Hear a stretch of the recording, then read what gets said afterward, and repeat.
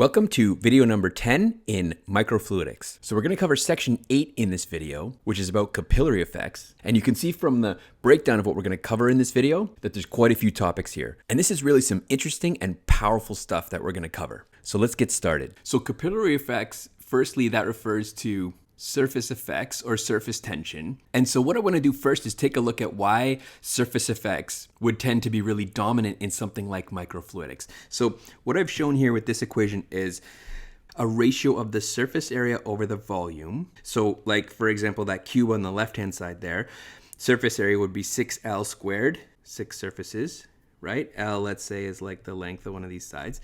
And volume, it would be over L cubed. So that simplifies to 6 over L. Now, we can take a look at what this ratio is at different length scales now. So let's do the first one here. So for L equals 10 meters, we would have the following ratio.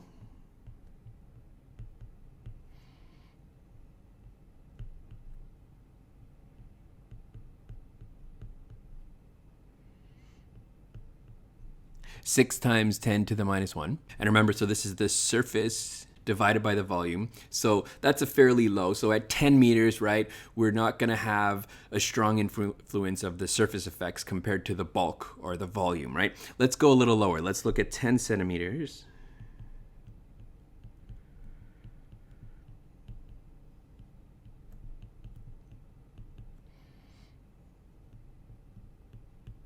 Okay, a little higher, right? So at 10 centimeters, we'd expect to have the surface effects sort of playing some role here. Now let's go down to 10 microns. Let's look at the microfluidic scale and see what that would look like.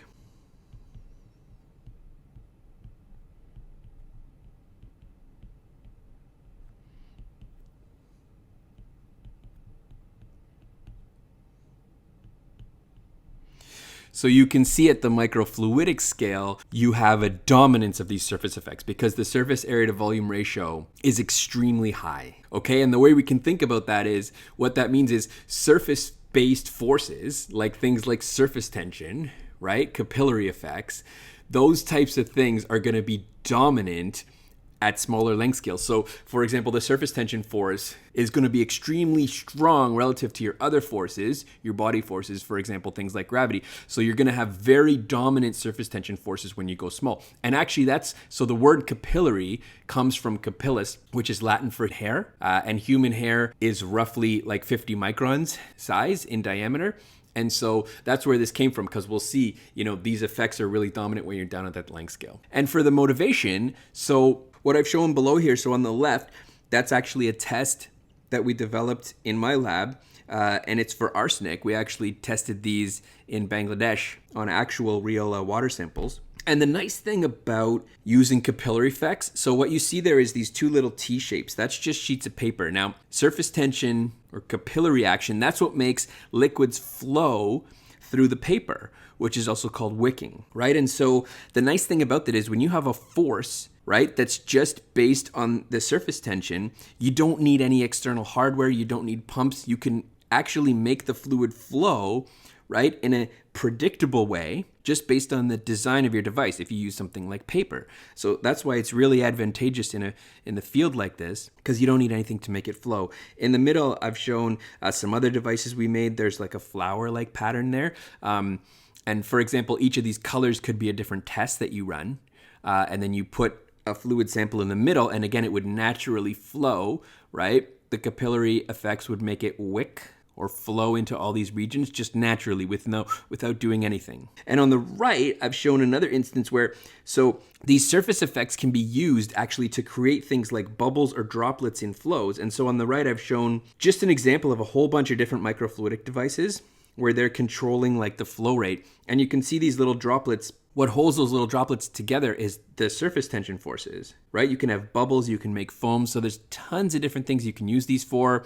Like the foams can be used to make actual like materials. The droplets themselves, you can encapsulate things in them. So you could, for example, have a little cell in there and then do like drug testing on that. All kinds of different applications for this. So it's really powerful to know exactly what's going on here with capillary effects. Okay, so let's get into a more detailed definition of what we mean by surface tension. So this type of diagram I find explains it really well. I also should mention, I noted this on the last slide, but I should point it out here that this material, the textbook that I actually listed in the course outline for this course is the Theoretical Microfluidics. That's by Henrik Bruce. And so that's where I've gotten this material from. It's the textbook by Henrik Bruce called Theoretical Microfluidics. So when you look at a figure like this, right, we're showing like a molecule in the liquid right here, okay? So when it's completely submerged in the liquid, all the forces balance,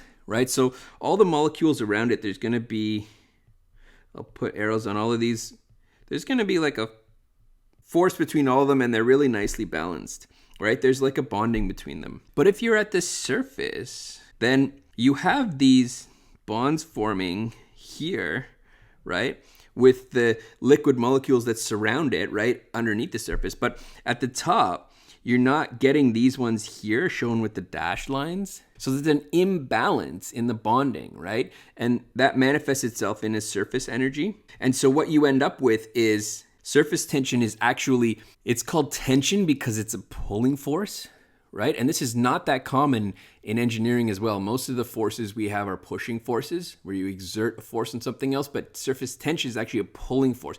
So the molecules are actually pulling towards each other, right? To try to make up for those bonds that it doesn't have in the gas phase there. So right at the surface, that manifests itself as a pulling. I'll show a neat little example. We're gonna talk a lot about these water striders here, but if I just kind of draw like, that's the surface, and let's say the leg of a water strider, right, causes this curvature in the surface. Now, the weight of this insect, right, would be downwards like that due to gravity pulling it down. And so this curvature is necessary, right, because now the surface tension forces are going to be in this direction, and you can see there's an upwards, right? So that arrow is also pointed upwards and to the left and upwards and to the right, and that upwards is what balances off that gravity force, which is pushing downwards. So it's important that the interface curves there, and then you have the surface tension forces that pull and can hold that insect upwards. I've got the actual definition here, again from the textbook. So it's defined as the Gibbs free energy per area, right, at a fixed pressure and temperature. We end up with a unit then of newtons per meter or Pascal meters. It's more common to see the newtons per meter. That's what you'll see tabulated. And we can think of it, a nice way to think of it, especially for engineers, is a force per length. So I'll talk about surface tension as though it's a force per length. Okay, so now we know where it comes from, right? Why it arises, right? How it acts, right? So it's a pulling force. Let's take a look a little bit deeper into how we quantify this and therefore how we can use this. Okay, so we can do that by looking at what's called the Young-Laplace pressure across curved interfaces. So as a result of this surface force, right, this surface tension, we're gonna have a change in the fluid that immediately surrounds this. So what's shown on the left here is the effects of curvature on an interface. And this is going to help us derive the relationship. So we know that flows are driven by pressure. We've talked a lot about pressure-driven flows, right? So these capillary-driven flows also end up with this Young-Laplace pressure, and that's what drives the flows. So if we need to understand how do we make these fluids flow, how do these fluids flow as a result of surface tension, that's what we're doing with this derivation here. So we're going to consider that we have this original interface, and we displace it out by this amount dz here, delta z there. And that means instead of having ri as the radius, we go to ri plus delta z.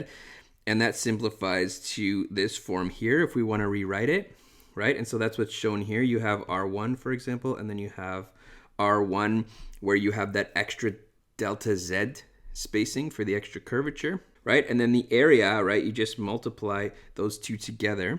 So that's what's written up top here. So the change in area, right, if you have this displacement on the surface by a very small amount is given by this expression here. Now we're going to write the Gibbs free energy, and we're going to say, let's look at the change in the Gibbs free energy, and we'll say that that's the Gibbs free energy at the surface there has this surface component, and then it also has PV there refers to pressure volume energy due to the increase in the volume.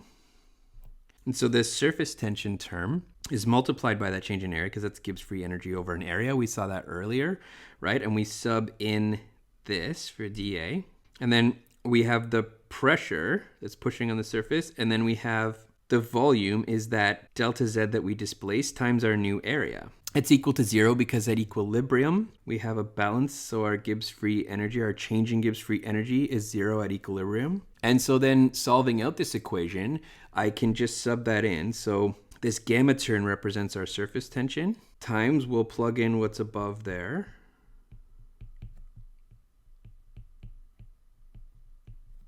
Times the area.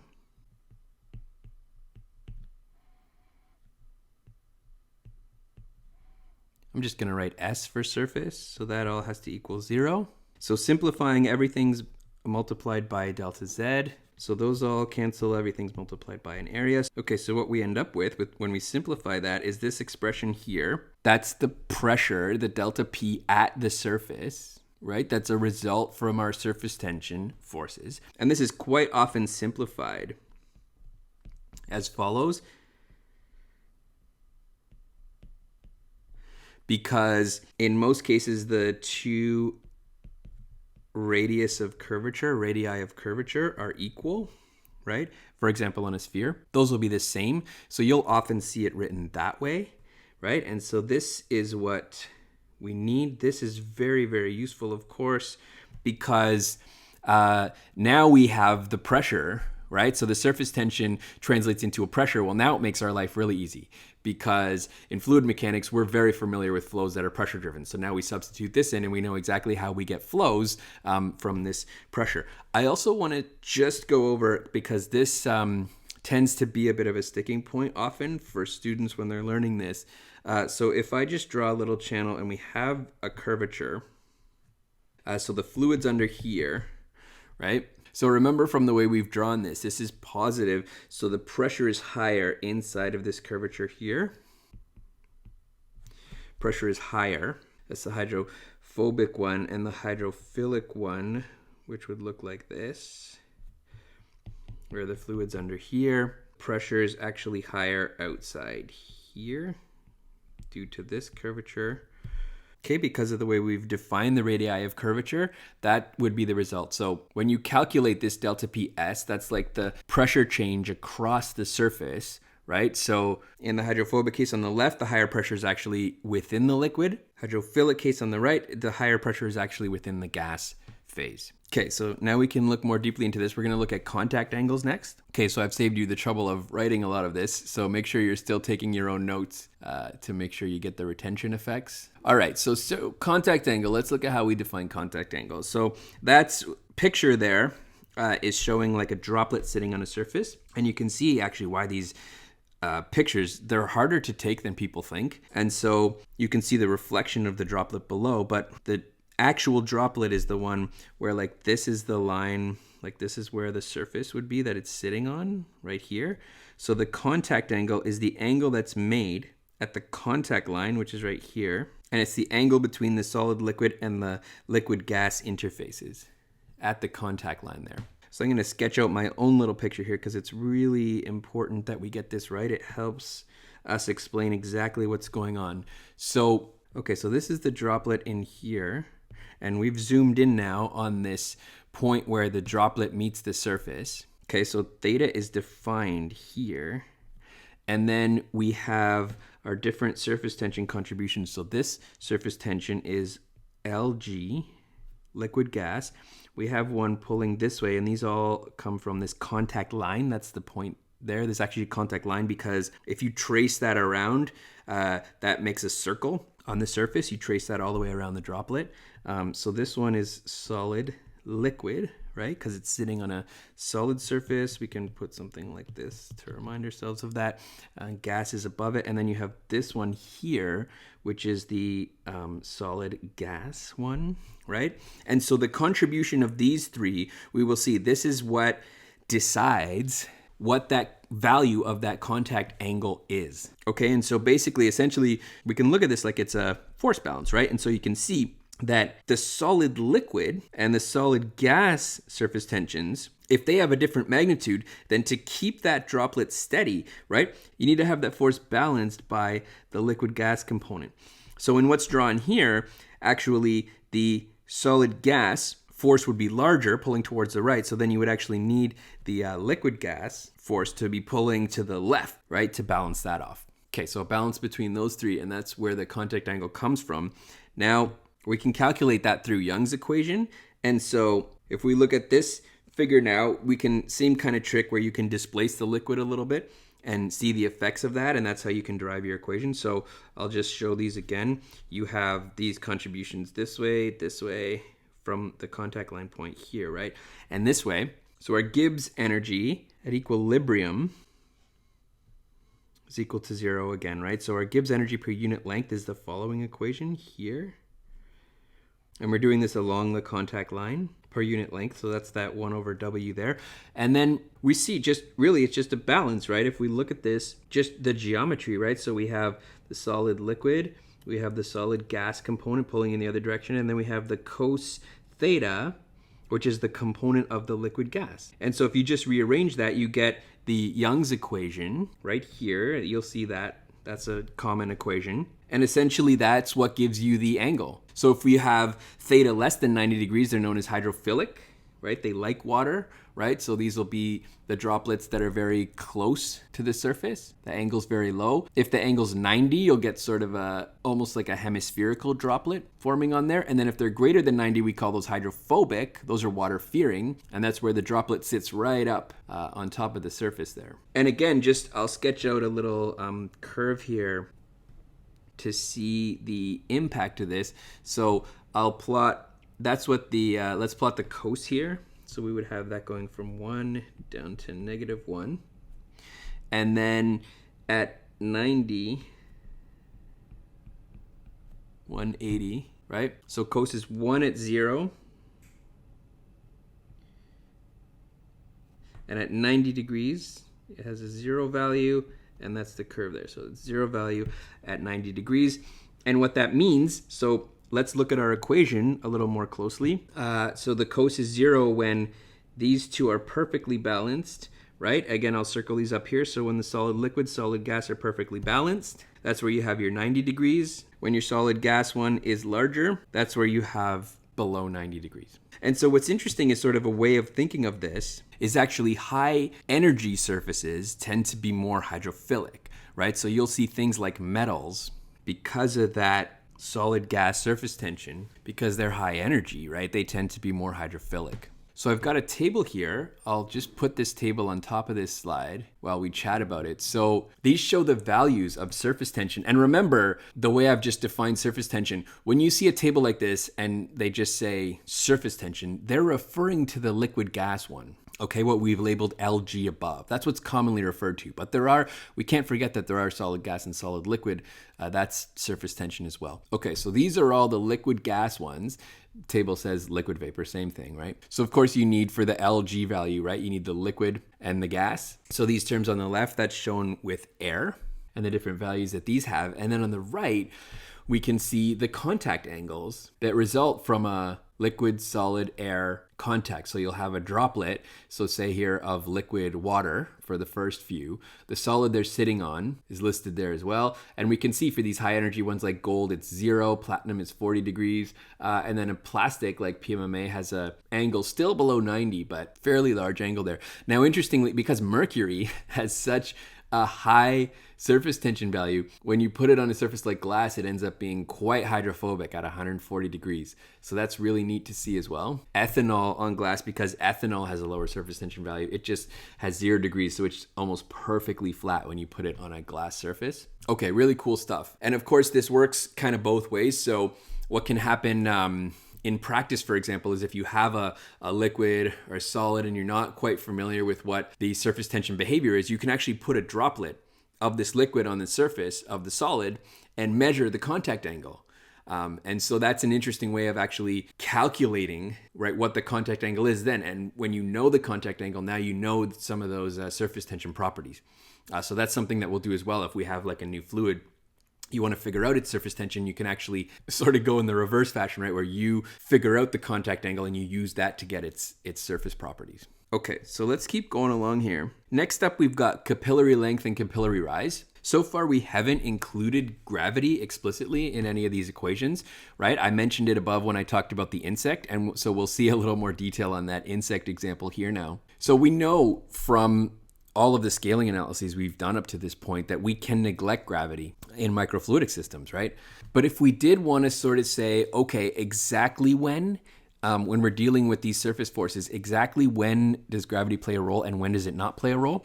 We could, for example, take the Gibbs free energy equation. We know that that needs to be minimized. And so over a volume, which is what this equation is showing here, we'll minimize this expression here, making the following considerations. So we'll take a sphere, because a sphere has the minimal area for a given volume. We're under a constant volume constraint. So then when we simplify this, we get the following length scale. We also could apply a scaling analysis to this. I'm sure you noticed this, right? This equation right here that I'm circling is also going to back out from knowing how you get a length scale when you have the density, the gravity, and the surface tension. So this is called our capillary length. And then if we want to take a look at a value for this, right? So on the next line, we plug in for a water-air interface. We can plug in for these values at 20 degrees Celsius, of course, so we know which properties to take.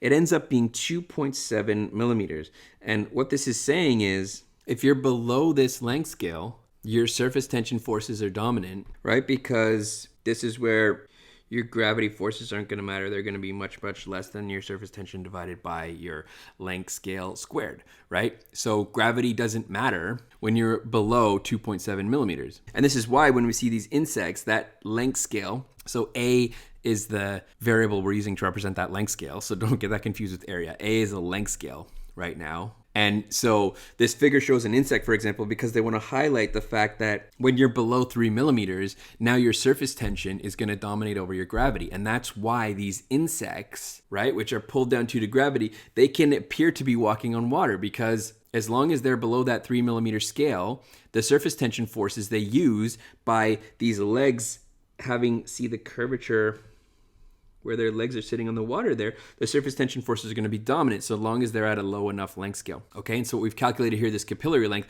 that shows us exactly sort of where the breaking point is. Lower than that, and you know surface tension dominates, but above that, you got to be careful because gravity will start to dominate again. Another way we have gravity coming into this is capillary rise height. And some of the early stories of how they figured out that you could use these surface tensions to flow liquid is when they took like very thin glass tubes and stuck them in a liquid, and they saw that the liquid was actually sucked up into the tube. So what the picture is showing here is like these are the edges of the tube, like right here and here.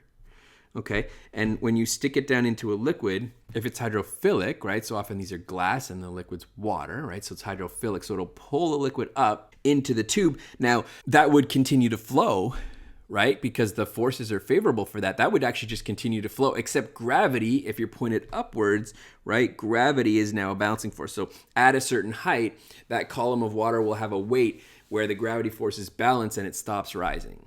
So that's known as the capillary rise height, where we suddenly have a balance between those capillary forces and the gravity forces pulling upwards and downwards against the liquid column. And just I'll note now, so people sometimes associate capillary forces with always balancing a gravity force, but they're not always oriented upwards. So in a microfluidic channel, right, where it's like, say, lying on a desk or it's horizontal, the fluid's just going to continue to flow. Right? Like it doesn't have a balancing force. It doesn't stop at that point, right? So when you make these microfluidic devices, you can have the whole thing fill up and it's just going to stop when it's completely reached the end of the channels that you have. Okay, so how do we figure out this capillary rise height? Well, first we're going to take the radius of curvature. So that's first argument is a fairly simple geometry argument here, where if the tube is rounded, your two radii of curvature are going to be equal, right? So we just have the one radii of curvature. And then as you can see, let me use another color. I'll just circle the geometry here. So the radius of the tube, right, is given as this A value here. So A divided by the cos theta there, as shown in the figure. That's how we get our radius of curvature. So now we want to plug in, and what we need to know is this pressure. Let me erase all this stuff here. So I want to know the liquid pressure at this height. So I can go back and we've previously calculated, we know what the pressure change is across this surface, right? So this P naught is like this everywhere that you see this P star shown here, right? Equals P naught. I'll just make that clear. Minus delta P of our surface. That's expression shown here, right? And so then we go ahead and sub in. We know we've derived this equation earlier, and we have a radius of curvature. So now we sub in and we get this here. We're going to look at now the hydrostatic pressure, right? Which is due to the length of the column. So I use another color again. So P naught equals the liquid at height 0, which is there, right? And then at this height h, the pressure here, like for example, is going to be a result of the pressure at this height plus that height of the liquid column there, and that's what's shown here, right? Let me erase that again so it's all clear. Okay, so now we have these different expressions and we just simplify, right? So sub in this here and then simplify for h down here. We get the following. And so that's how you figure out your rise height. And I think I'll go back and talk again about something I mentioned earlier. So it's important that we remember that this P naught pressure here, right, is like atmospheric pressure. And that's the same pressure that you have right here. That's shown. That's P naught. Now, remember what we discussed earlier is the pressure immediately on the one side of this surface, right? So right here in the gas phase, right where that little dot is shown, that is where on that side of the curvature, the pressure is higher. Okay, due to the curvature and the surface tension, right? Remember we calculated that before, due to the radii of curvature. So the pressure is actually higher there. Now that's weird to think of, but when we look at this thing as a whole, right? So that's saying actually that that pressure there is P naught, right? So the higher pressure is P naught, okay? And so P naught right here, right, is higher. And this P is shown as the P minus that delta P due to the curvature. So right here, pressure is lower. Now, that can be hard to wrap your head around sometimes, but it's easier to sort of think of this as like, well, what generates flow, okay? Flow has to occur from a high pressure to a lower pressure, okay? So we have to have this pressure higher and this pressure lower to have the flow going in that direction, which is when you have the fluid wicking up the tube, that's what has to happen. It has to go from higher pressure to a lower pressure.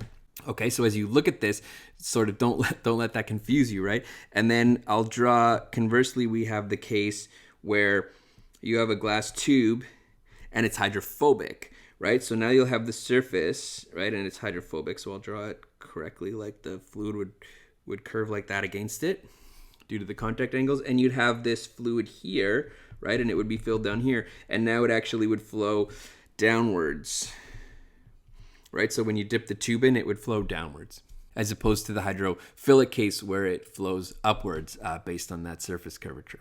Okay, so then we finish off reading what's in this text here. That's important. So you can actually get really high rise heights in microchannels because we can look back at these values, right, from that table we had earlier and say, even in a PMMA channel, you can get a height of 4.2 centimeters, right, if you had a 100 micron radius PMMA channel, and you can actually get 42 centimeters, right, in a 10 micron channel. Smaller length scale, surface tension forces dominate more, right, as we've already uncovered. And this I mentioned as well earlier, you can use droplets to get contact angles. Well, this is a really easy way to get surface tension values as well. So you can use these capillary tubes, right, if they're made to high precision, and you can actually calculate the surface tension based on how high it goes. H, the radius of the tube, A, the contact angle you can see because you can visually determine that, or again, use a droplet like I talked about before. And then you have, of course, density and the gravitational constant. I'll erase all that so we can see it again. But yeah, so that's another way that you can figure out surface tension values. Okay, now we're going to do some writing. To stay consistent with the textbook, I'm going to use eta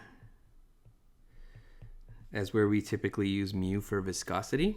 Okay, and let's write the numbers out ourselves here because as I mentioned, keep mentioning, right, that's can be a better way to see these things rather than just relying on what's written in front of us. We get a more enriched experience. So let's just say, for the sake of argument, we have a fully developed Poisson flow. Make sure I'm recording the screen.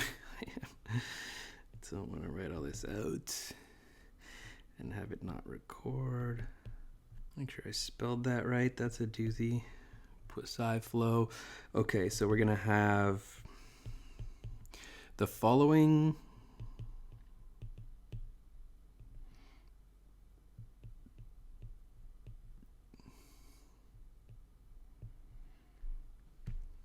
Relationship between our flow rate and our delta P for this flow. We want to get the velocity in this case, so we can just take the derivative of the length with respect to time.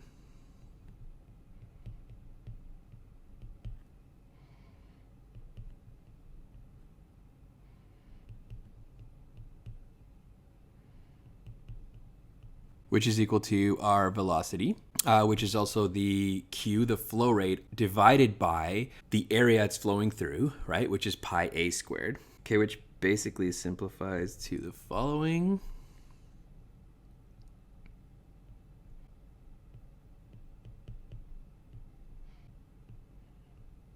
Where the bracket T is referring to is a function of time, not multiplied by time. Length as a function of time. Okay, so the delta P we have, right, as I sketched out before, this delta P is a function of time. Okay, now that changes because we're going to have our delta P at the surface, right, which is a function of the surface tension forces, and the curvature doesn't change with time.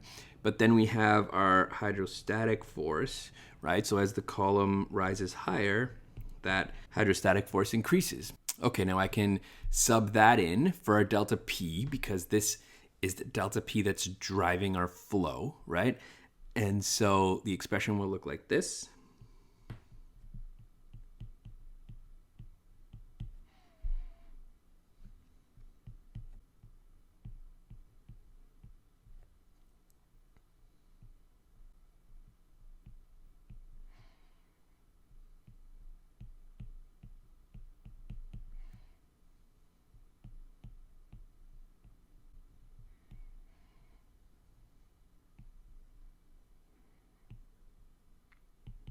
And it simplifies to this.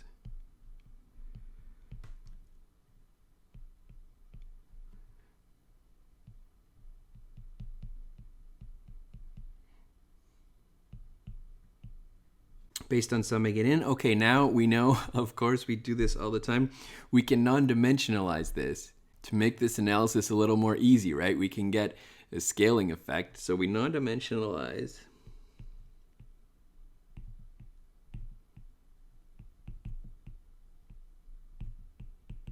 the time and the length.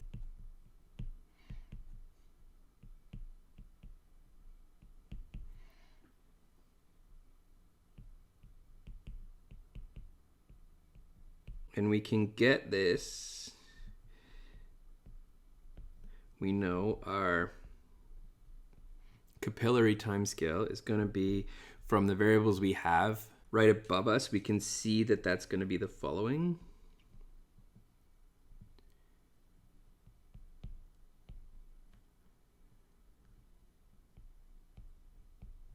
And we can see where that comes from by looking at the equation above, right? So we can compare to here, and we end up with that is what we would have called our characteristic timescale.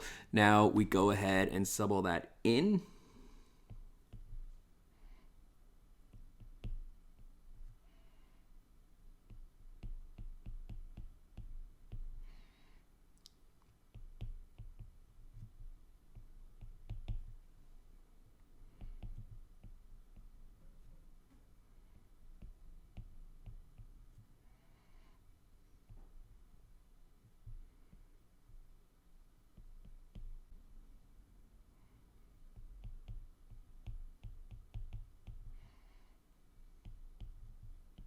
Simplify that. And of course we see where we would have been able to figure this out anyways, right? That characteristic time based on the equation that's simplifying. Let me get a fresh slide here to keep going. Okay, so I keep simplifying that a little bit further, end up with this. When I regroup those terms, because I have my characteristic time, that makes the term 1, right? When I plug in tau cap,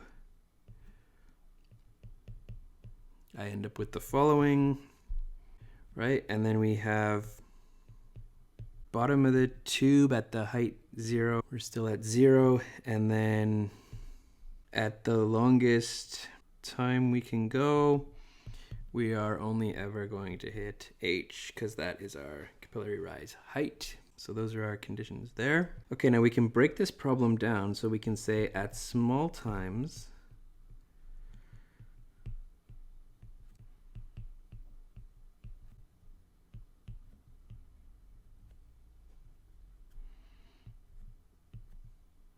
the length is also very, very small. So therefore, if the length is really small, we're going to have 1 over the length be completely dominant.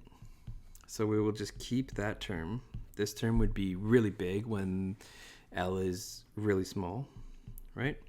And essentially we could say, okay, now we can solve this. Directly separate, integrate.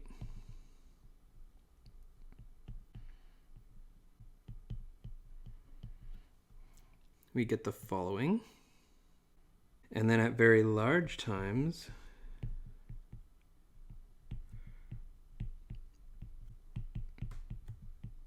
we'll say t approaching infinity. L prime is approaching 1. And the trick we use here is we say, therefore, L prime equals to 1 minus delta L prime, where 0 is less than or equal to delta L prime, which is much, much less than 1. Okay, so now let's see what that does for us. So if we sub in, we'll have the following.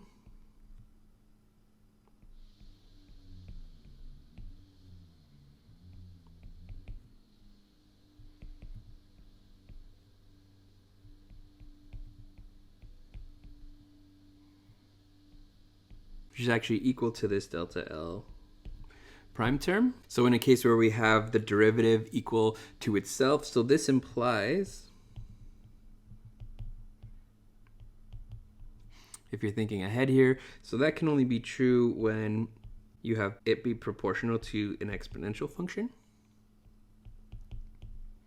right? So therefore, I'm going to try to get this all on this slide. We don't need a fresh slide for one line. That means we have this form of the equation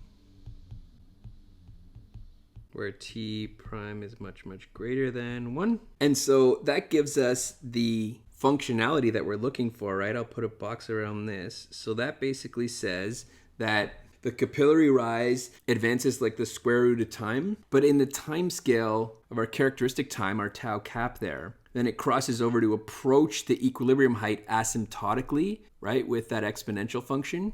So we go from the first box equation, right? Square root of time is how it begins to rise.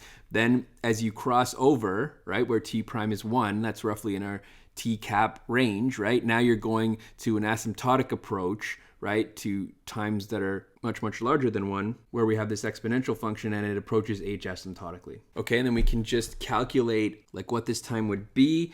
So I'll use a different color because, again, I don't want a new slide just for this. So if we take all the values for water in a PMMA tube, polymethyl methacrylate, right? That's like acrylic, PMMA. So we go 100 microns, like our previous examples, and then we know that H was 4.2 centimeters in that case, right? So tau cap, different color still here, would be in that case about 3.4 seconds. Transitions between the two times. Cool. Now there's just a few more things to cover, right? So that just shows you the example of a calculation for capillary rise time. Some neat tricks in there too. That's why I wanted to go over that one. To be perfectly honest, it's not particularly valuable in and of itself, like for things like I do with microfluidics, because we don't rise against gravity. But I think it's just a really slick way to show some neat tools there, some neat tricks. So finally, we know we always talk about scaling and dimensional analysis. So these are some, I'm showing here the dimensionless numbers that we often use for capillary rise and capillary flows. So the bond number is the first one, gravitational force compared to surface tension force. And so for the bond number, that's when we know the surface tension will dominate over the gravitational force. So we looked at that. Capillary number, viscous forces versus surface tension forces. And finally, you can actually take a ratio of these two numbers, which is known as the Stokes number, where you're comparing the viscous force to the gravitational force, capillary over the bond number there. Usually you use that when you have both the velocity scale and the length scale. Okay, now surfactants comes up a lot, right? This is an area I want to cover directly. So if you remember where surface tension forces arise, right, it's because of that imbalance of the bonding due to the surface there. So what's shown here, you have a bunch of water molecules shown as red, and then you have these pink things here. So that's called a surfactant, right? A surfactant is a substance that reduces the surface tension. And the way it does that, you can see here showing a non-polar tail and a polar head. So it's actually favorable for these things to be oriented this way. And you might remember examples of this, like lipid bilayers have this form. And so because the polar head likes the water, right, it's favorable for it to be oriented this way. And so that actually drops the energy at the surface, because these molecules will want to retain this orientation where they like to be at the surface, because they want the non-polar tail sticking out of the water and the polar heads in the water. So that balances the energy a little bit, because that's a favorable condition for them. They can also actually coil and create little like bubbles. And then you'll have like transport across the surface is based on these surfactants. So they're used to stabilize foams. They're used as detergents too, right? Soaps use these because when you reduce the surface tension, you can actually clean away some of the dirt better. And so this is the basic physics behind why a surfactant behaves this way. And there's all kinds of different uses of surfactants that you'll see. So that's how they relate to surface tension. One more thing I want to look at is Marangoni effect. Okay, so what the Marangoni effect, or Marangoni convection, we can say, what this highlights is that surface tension is a function, I've shown here, of concentration and temperature. Okay, so the surface tension can change as a function of temperature. Now, why that's interesting is because you can actually get flows created along these surface tension gradients, right? So if I have, for example, a place where the surface tension is very strong, and then I have a place, for example, where the surface tension is very weak, you'll have a pulling force, right, towards the area where it's stronger, because there's a force imbalance, so I can generate a flow. Now, I've shown on the right here a droplet. Okay, so when you have evaporation requires energy, right? So I can have the temperature be lower here where I have the evaporation, and then this can be like a heated surface, right? So I have a much higher temperature here. Now, surface tension is weaker when I have a higher temperature. So what happens where it's colder up here is you actually get a stronger, so surface tension is a pulling force. So the pulling force is stronger. So this will pull in harder, right? Then progressively along the surface, right? So the surface tension force is highest here, right? And it's lower here and it's lower here. So you'll get this convection, the fluid will flow this way, right? Because it's being pulled by where the stronger convection is, and that's a surface effect. But the Marangoni convection, right? So to balance out this flow, you end up with like a circulation effect like this. I'll show you, it's really neat on a flat surface too. So this figure at the left here, we're looking down above a fluid where it has these Marangoni convection cells that formed. And what's really interesting about this, so if you look at a layer of fluid like this, and the first experiments they did this on was whale oil. And then later, it's kind of neat, the guy who described this was interested in paint for really practical reasons, right? Because like the paint that's on a ceiling, so they thought this was these cells forming was due to gravitational effects, but then they painted on the ceiling and they realized it still happened, right? And that's what clued him into the fact that it was actually a surface effect. Because of course the problem was reversed now, right? The gravity was on the other side. Anyways, cool story. That's Pearson's paper I'm referring to. But okay, so if I heat this surface and this fluid is evaporating, right? So that requires energy. So I end up with a colder surface at the top, and then you'll reach a point where there's an imbalance between the hot surface at the bottom and the cold surface at the top, because this problem is inherently unstable, right? So if you do a stability analysis, you figure out that there's a point at which this temperature gradient causes the spontaneous flow of these cells. So you'll get cells that look like this, right? Where the fluid will flow up and then down at the edges, and that's what you're looking down upon in this photograph here. And now that's actually maintained because any place where you have this fluid flowing upwards, right, like right here, this T will be a little bit higher, right, because the warm fluid's coming up and the temperature will be lower by the time it flows back down where it's been evaporating, right? And so we remembered from before that this problem becomes stable again, so it's self-sustaining because you're going to flow from the hot zones where the surface tension is lower, you're going to flow towards the cold zones, right? And so you can see from the way the circulation goes, that's a self-sustaining. So once you form this pattern, it stays there, right? Now it's in a stable state. And I mentioned too, in this case, because you have a cold fluid on top of a hot fluid, the cold fluid is more dense, more heavy, it wants to fall.